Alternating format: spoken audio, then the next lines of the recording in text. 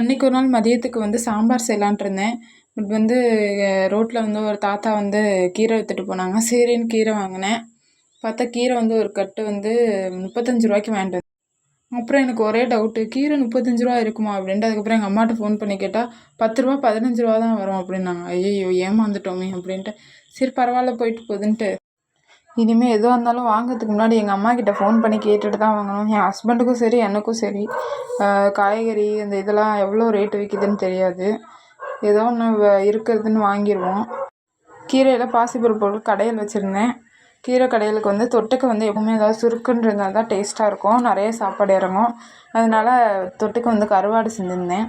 எனக்கும் சரி என் ஹஸ்பண்டுக்கும் சரி கருவாடு தொக்கில் வந்து அதில் இருக்கிற கருவாடை விட கருவாடு தொக்கு தான் அடித்து பிடிச்சிட்டு சாப்பிடுவோம் நாங்கள் 2 பேரும். எவ்வளோ வதக்குனாலும் அது குட்டியோண்டு வந்துடுது.